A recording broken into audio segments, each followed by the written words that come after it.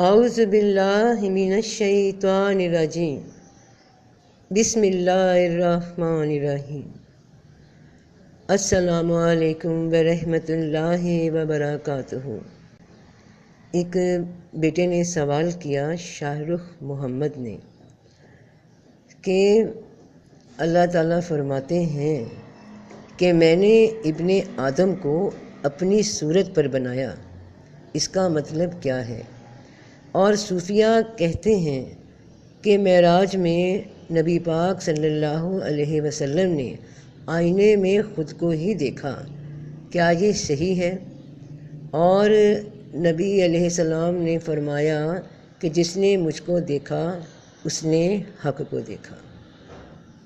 اس کا جواب یہ ہے بیٹا کہ اللہ پاک نے قرآن میں سورۃ الشورى آیت 11 میں فرمایا ہے کہ اس کے جیسا کوئی نہیں اور وہ سننے والا دیکھنے والا ہے۔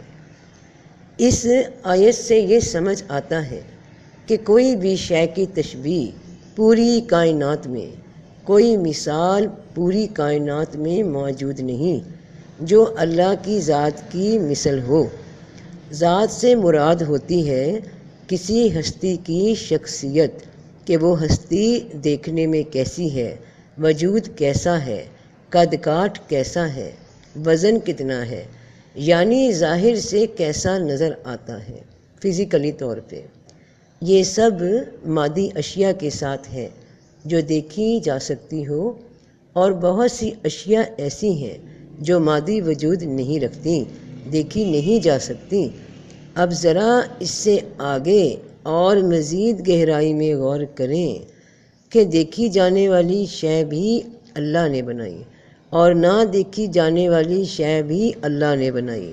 یہ دونوں ہی کائنات میں تخلیق ہوئیں، مخلوق ہیں، اور اللہ پاک فرماتے ہیں کہ میں ظاہر بھی جانتا ہوں، چھپا بھی جانتا ہوں، دیکھا بھی جانتا ہوں، اندیکھا بھی جانتا ہوں۔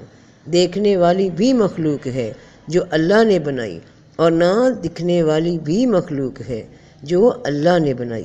اور جو اللہ نے بنایا وہ کہتا ہے کہ میں اس جیسا نہیں، تو یہاں سوچیں الجھ جاتی ہیں، کیونکہ اللہ کی ہستی کس طرح کی ہے اس کا سوچنا ہماری سوچ کی حدوں سے باہر ہے، تصور سے باہر ہے، اور اسی لیے اس کی ہستی کو تو نہیں، البتہ اللہ کو اس کی صفات کے ذریعے پہچانا جاتا ہے۔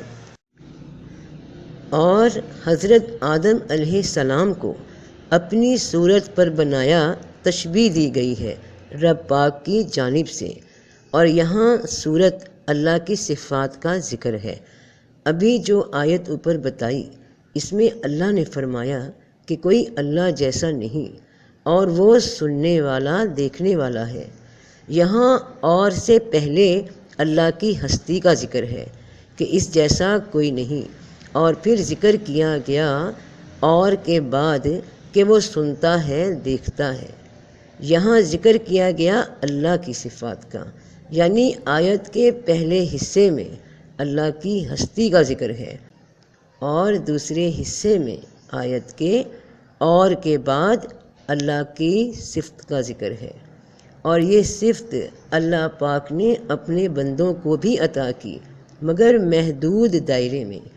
اللہ کا دیکھنا سننا ظاہر میں بھی ہے اور باطن میں بھی ہے، مگر انسان صرف ظاہر دیکھتا سنتا ہے۔ اللہ کی صفات رحم والی وہ انسان میں رکھی گئی، جو انسان رحم کرتے ہیں، ہمدردی رکھتے ہیں دوجوں سے، تو یہ اللہ کی ایک رحم والی صفت اس میں رکھی گئی۔ تو اللہ کی صفات جو ہم جانتے ہیں وہ صفات آدم علیہ السلام میں رکھی گئی، تو اس لحاظ سے اللہ نے آدم کو اپنی صورت پہ پیدا کیا کا مطلب ہوگا آدم علیہ السلام اللہ تعالیٰ نے اپنی صفات پہ پیدا کیے۔ بطور مثال اللہ کے لیے ہاتھ آیا ہے، ہم اللہ کی صفت ید پہ ایمان لائیں گے، اور اس میں کسی قسم کی تبدیلی، انکار، کیفیت و تشبیہ نہیں بیان کر سکتے۔ اس کا ہرگز یہ مطلب نہیں لیا جائے گا کہ آدم علیہ السلام کو آنکھ ہے تو وہ اللہ کے جیسی تشبیہ اور مثال قائم نہیں کر سکتے، کیونکہ اللہ کے جیسا کوئی نہیں، اس کی تشبیہ اور مثال نہیں دی جا سکتی۔ اب جہاں تک سوال رہ گیا کہ صوفیہ کہتے ہیں کہ معراج میں رسول پاک صلی اللہ علیہ وسلم نے آئینے میں خود کو ہی دیکھا، یہ باتیں تمثیل ہوتی ہیں، یعنی مثال کے طور پر بتائی جاتی ہیں۔ آئینے سے مراد وہ شیشے نہیں جن سے ہم اپنا چہرہ دیکھتے ہیں اور سامنے نظر آتے ہیں، یہاں مراد آئینے سے دل کی ہے۔ اللہ کو دل کی نگاہ سے، روح کی نگاہ سے ہی دیکھا جا سکتا ہے، اور وہ دیکھنا بھی یہ دیکھنا نہیں جو ہم دیکھتے ہیں۔ اللہ پاک نے قرآن میں فرمایا کہ اے ایمان والو، اللہ اور رسول کی اطاعت کرو، اور رسول پاک صلی اللہ علیہ وآلہ وسلم کی تعلیمات پر ایمان لانا اللہ کے حکم کی اطاعت ہے۔ جو بات آخر میں پوچھی بیٹا کہ رسول اللہ صلی اللہ علیہ وسلم نے فرمایا کہ جس نے مجھ کو دیکھا اس نے حق کو دیکھا، یہاں بھی مراد تمثیلی دی گئی صوفیاء کرام کی طرف سے کہ جس نے رسول کی اطاعت کی، ان کی لائی ہوئی ہدایت پہ عمل کیا تو اس نے اللہ کی ہدایت پہ عمل کیا۔ جزاک اللہ۔